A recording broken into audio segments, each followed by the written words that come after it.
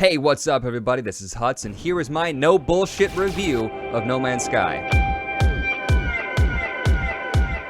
Now, No Man's Sky could perhaps be one of the most hyped video games of 2016 so far. It was announced as this infinite universe crafting survival simulator and caught everyone's attention right off the bat. Now, to no fault of the developers, this game suffered a severe case of overhype. When people saw this game for the first time, they compared it to what they already knew. They thought, oh man, this is gonna be Grand Theft Auto in space. Oh man, this is gonna be Minecraft in space. Oh man, this is gonna be whatever game that's awesome in space. When in reality, I wouldn't compare this game to any of those. I'm not even sure if I would call this game a survival simulator. The point of the game is to go around from planet to planet in space, feel the immense loneliness and emptiness of real space, and explore where no man or woman has explored before. You will discover worlds with rich resource deposits, crazy, unique looking life forms, and absolutely beautiful landscapes. But before we jerk off the game any harder, let's start talking about each of these things. Now, to start off with, the graphics are absolutely stunning. I think the colors are beautiful. I think the whole thing was put together very, very nicely. But you have to have a good enough PC to even see these things. And one of the major selling points that I kept hearing from the developer was that this game is all about experiencing the extreme loneliness and danger of surviving in space. Now, to dive into that, do I feel alone in this game? Not even in the least bit. First of all, most every single planet that you go to is littered with tons of animals. Not only that, but there are drones everywhere, surveying and scanning every single little thing you do.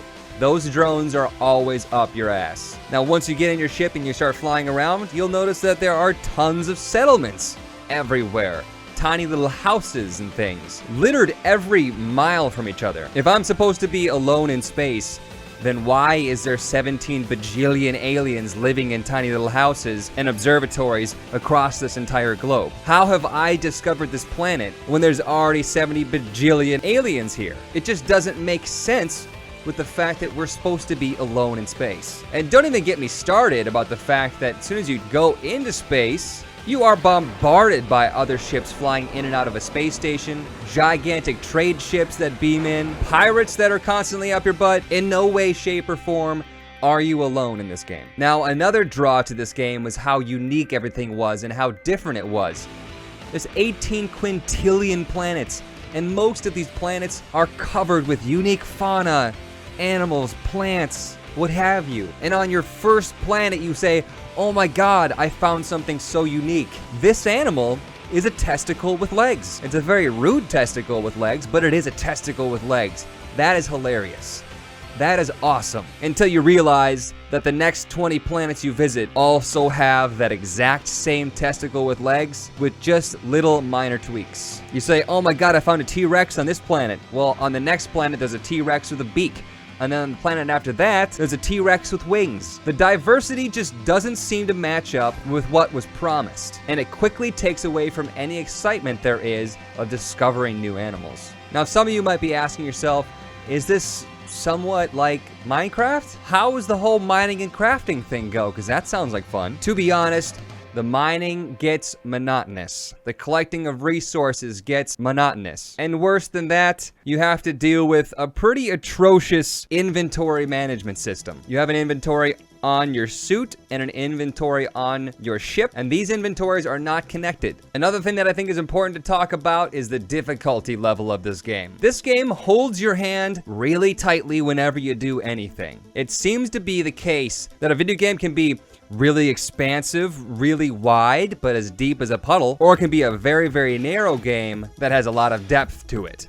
And this one is the first. It's a huge game, but every single thing that you can do in the game is pretty limited. For example, you can't really fly your ship. You can tell your ship in which direction to go and how fast, but you don't have the freedom to crash your ship, to really fly where you want to. It decides for you how high you can fly off the ground. It also decides for you when you're going to stop boosting fast. Now, like I said, this could absolutely be a good thing. It makes the game a lot easier to play, but it removes this sort of danger or adrenaline factor that could really help when you're trying to simulate how hard it is to survive in space. And that's just it. I would describe this game as not being skill-based in any way. This game can be played by somebody as young as 2 years old. There's really nothing to worry about. Even the drones that you have to fight are really not a problem at all. Now, all that said, I still really do enjoy this game,